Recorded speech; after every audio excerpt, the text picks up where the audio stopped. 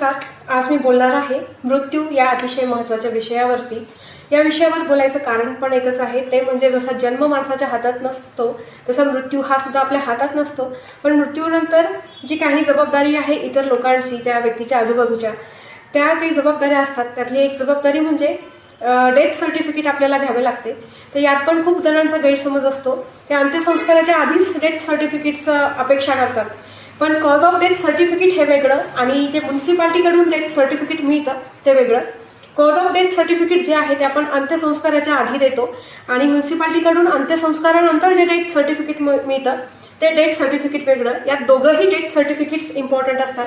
आता भारतामध्ये अंत्यसंस्काराच्या आधी कॉज ऑफ डेथ जे सर्टिफिकेट आहे ते मॅन्डेटरी केलेलं आहे. आता ग्राउंड लेवलवरती हे कितपत या गोष्टीची अंमलबजावणी होते तो पण एक प्रश्नच आहे.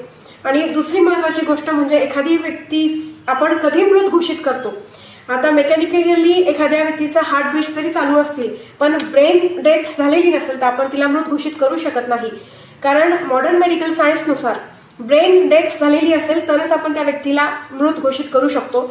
त्यामुळे नुसते हार्टबीट्स आहेत किंवा मेकॅनिकली आपण सपोर्ट देऊन हृदयाची ठोके फक्त चालू ठेवलेली आहेत तर त्याला काही अर्थ उरत नाही. जर त्या व्यक्तीचा मेंदूची डेथ झाली असेल आणि ते इरिव्हर्सिबल तो चेंज असेल ज्याला आपण रिव्हर्स करू शकत नाही.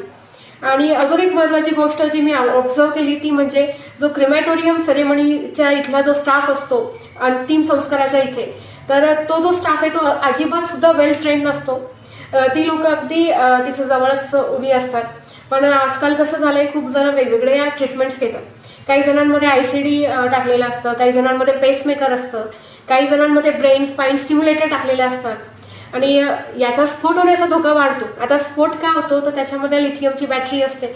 लिथियम हा असा घटक आहे तो जर फायरच्या संपर्कात आला, कारण आपल्याकडे हिंदू रीतिरिवाजानुसार आपण अग्निडाग देतो, त्यावेळेस फायरच्या संपर्कात हे गोष्टी आले तर त्याचा स्फोट होतो. त्यामुळे डेड बॉडीच्या जवळ शक्यतो कारण माहिती नसताना इतक्या जवळ तिथं अंतिम संस्काराच्या वेळेस उभं राहणं शक्यतो टाळलं पाहिजे. आणि ज्यावेळेस ती बॉडी ज्यावेळेस घरी येते, घरी आल्यानंतर सुद्धा अगदी जवळजवळ आपल्याकडे लोक बसतात.